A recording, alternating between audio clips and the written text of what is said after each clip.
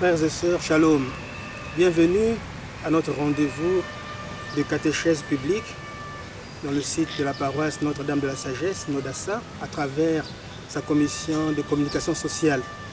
Pour la méditation de cette catéchèse, nous allons utiliser l'évangile selon saint Matthieu au 13e chapitre. Esprit de Dieu, intercède pour nous, viens au secours de notre faiblesse. Prions. Ô Dieu, envoie ton Esprit Saint, allume en eux le feu de ton amour. Ô Dieu, tu as formé les cœurs de tes fidèles en les éclairant du Saint-Esprit. Fais que le même Esprit nous donne le goût de ce qui est droit et qu'il nous remplisse toujours de sa joie et de sa consolation par le même Jésus, le Christ, notre Seigneur. Amen. Esprit de Dieu, intercède pour nous, viens au secours de notre faiblesse. Évangile de Jésus-Christ selon saint Matthieu, au chapitre 13, du verset 24 au verset 43. En ce temps-là, Jésus proposa cette parabole à la foule. Le royaume des cieux est comparable à un homme qui a semé du bon grain dans son champ. Or, pendant que les gens dormaient, son ennemi survint. Il sema de l'ivraie au milieu du blé et s'en alla. Quand la tige poussa et produisit l'épi, alors l'ivraie apparut aussi. Les serviteurs du maître vinrent lui dire, « Seigneur, n'est-ce pas du bon grain que tu as semé dans ton champ? D'où vient donc qu'il y ait de l'ivraie ?» Il leur dit, « C'est un ennemi qui a fait cela. » Jusqu'à la moisson, et au temps de la moisson, je dirai aux moissonneurs, enlevez d'abord l'ivraie, liez-la en botte pour la brûler. Quant au blé, ramassez-le pour le rentrer dans mon grenier. Il leur proposa encore une parabole. Le royaume des cieux est comparable à une graine de moutarde qu'un homme a prise et qu'il a semée dans son champ. C'est la plus petite de toutes les semences. Mais quand elle a poussé, elle dépasse les autres plantes potagères et devient un arbre, si bien que les oiseaux du ciel viennent et font leur nid dans ses branches. Il leur dit une autre parabole. Le royaume des cieux est comparable à une pâte élevée. Tout cela, Jésus le dit aux foules en parabole, et il ne leur disait rien sans parabole. Accomplissant ainsi la parole du prophète, j'ouvrirai la bouche sans les foules. Il vint à la maison. Ses disciples s'approchèrent et lui disent, explique-nous clairement la parabole de l'ivraie dans le champ. Il leur répondit, celui qui sème du bon grain, c'est le Fils de l'homme. Le champ, c'est le monde. Le bon grain, ce sont les fils du royaume. L'ivraie, ce sont les fils du mauvais. L'ennemi qu'il a semé, c'est le diable. La moisson, c'est la fin du monde. Les moissonneurs, ce sont les anges. De même que l'on enlève l'ivraie pour la jeter au feu, ainsi en sera-t-il à la fin du monde. Le Fils de l'homme enverra ses anges et ils enlèveront de son royaume toutes les causes de chute et ceux qui font le mal. Ils les jetteront dans la fournaise. Là, il y aura des pleurs et des grincements de dents. Alors les justes resplendiront comme le soleil dans le royaume de leur Père. Gloire et louange à toi, Seigneur Jésus. Mes frères et mes sœurs, nous allons explorer quelques échos de cet évangile que nous venons d'entendre dans notre vie de tous les jours. Le royaume des cieux est comparable à un homme qui a semé du bon grain dans son champ. Jusque-là, tout va bien. Travail bien accompli, on peut se reposer et attendre que cela fonctionne normalement, que la graine bourgeonne et qu'elle puisse produire des bons fruits. Or, nous dit l'Évangile, et quand il y a un or, cela veut dire que ce qui vient nous renseigne que cela n'est pas encore fini. Il y a encore quelque chose qui va se passer après. Et souvent, c'est quelque chose de fâcheux, de pas très intéressant. Pendant que les gens dormaient, son ennemi survint. Il sema de l'ivraie au milieu du blé et s'en alla. Les gens dormaient. On suppose qu'après un travail acharné, Ils étaient très fatigués, donc très fragiles. C'était peut-être la nuit. Ils dormaient, ils se reposaient. Et c'est à ce moment-là que l'ennemi survint pour planter de la mauvaise semence. L'ennemi vient donc lorsque nous sommes fatigués, lorsque nous sommes faibles, pour planter ce qui n'est pas bon en nous. C'est pourquoi le Christ dira à ses disciples, à ses apôtres qui dormaient, Matthieu chapitre 26, verset 41, au jardin des Oliviers, « Veillez et priez pour ne pas entrer en tentation, car l'esprit est fort, mais la chair est faible. » Et ailleurs, le Christ dit, « Si le maître de la maison savait à quelle heure viendrait le voleur, il ne dormirait pas, il veillerait, afin de ne pas laisser à son ennemi le temps de percer la clôture. » Matthieu chapitre 24, verset 43. Seulement, voyez comment Dieu répare cela, comment Dieu fait autrement les choses. Alors que le diable vient pendant notre faiblesse pour nous détruire de l'intérieur, le Seigneur vient aussi la nuit pendant notre faiblesse, mais pour agir autrement. Romains chapitre 8, versets 26 à 27, l'Esprit Saint vient à notre secours pendant que nous sommes faibles. Il vient au secours de notre faiblesse et il intercède pour nous lorsque nous sommes fragiles. Alors que le malin, Jean chapitre 10, verset 10, vient pour égorger, pour détruire, car depuis le commencement, c'est un meurtrier. Le Saint-Esprit vient pour nous réparer, pour nous restaurer, pour intercéder pour nous alors que nous sommes faibles. Cela montre déjà la procédure de Dieu qui n'entre pas dans le modus operandi de l'ennemi, du diable. Nous devons donc invoquer le Saint-Esprit lorsque nous sommes faibles. Pendant nos nuits spirituelles, nous devons invoquer le Saint-Esprit pour qu'il vienne au secours de notre faiblesse. Ainsi faisaient les moines du désert.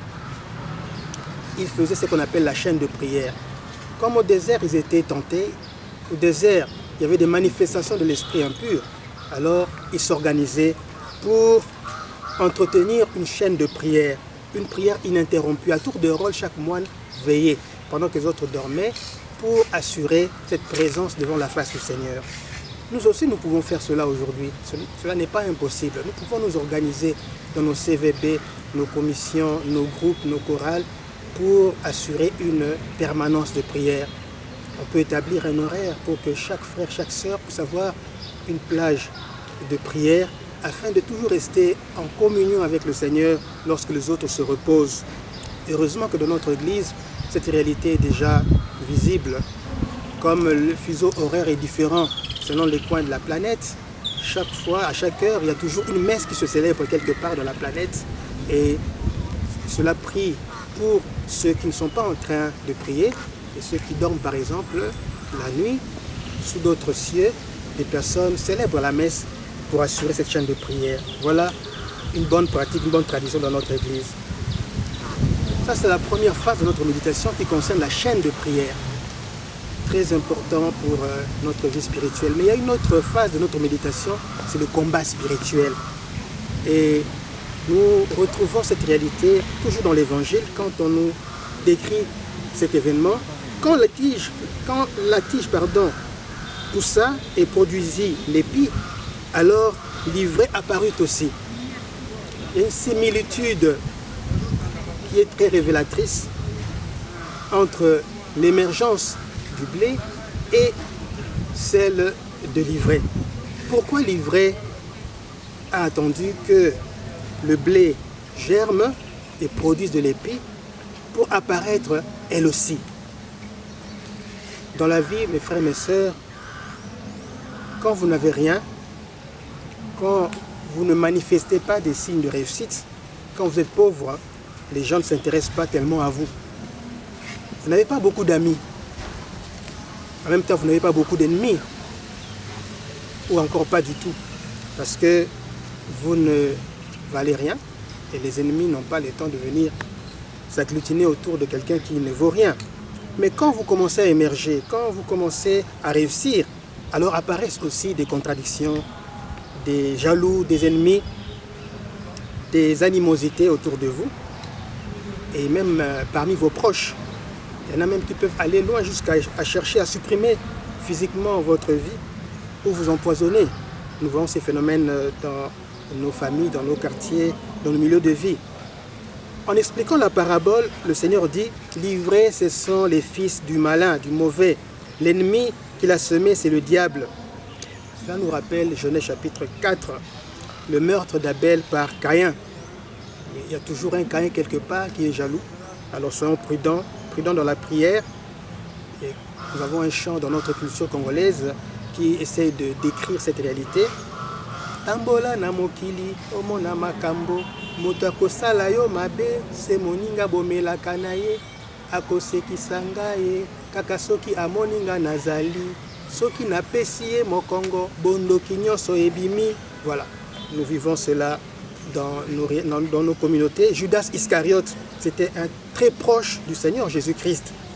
Il mangeait d'ailleurs à la même assiette que lui, le maître.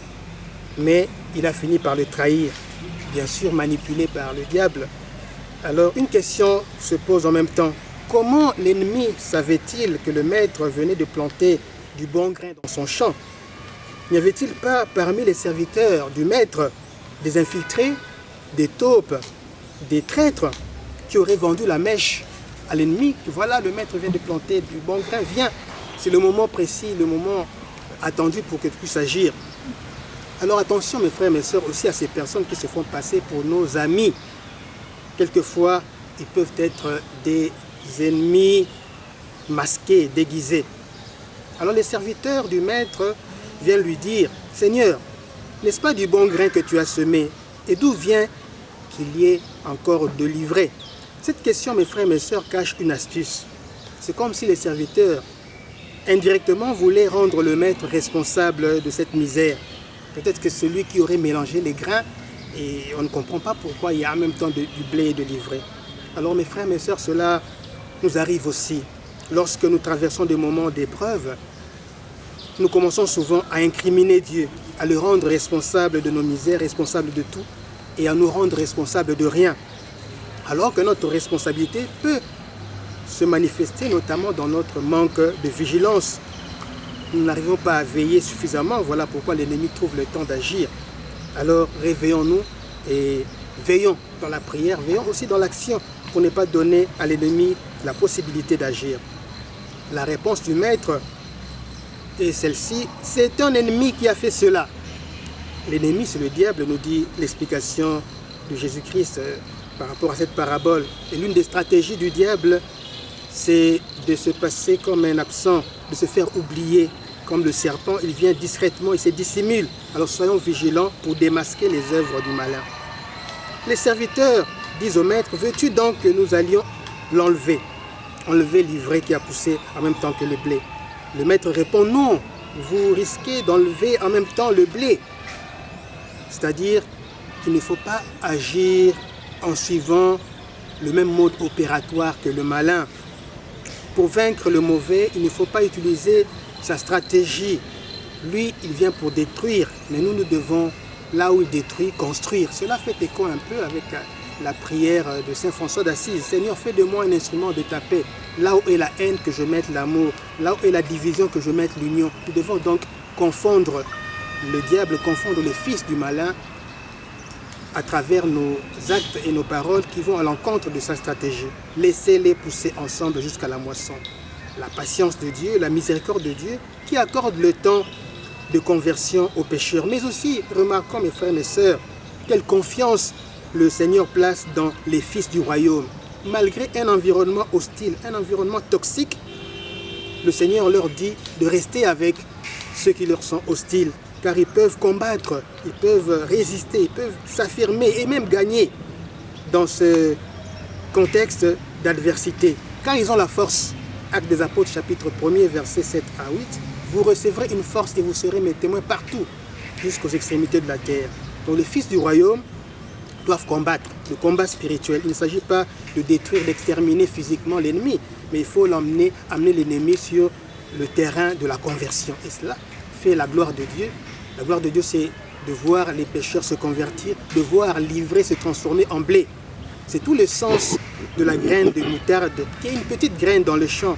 Mais lorsqu'elle a semé, elle pousse et dépasse tous les autres arbres du champ.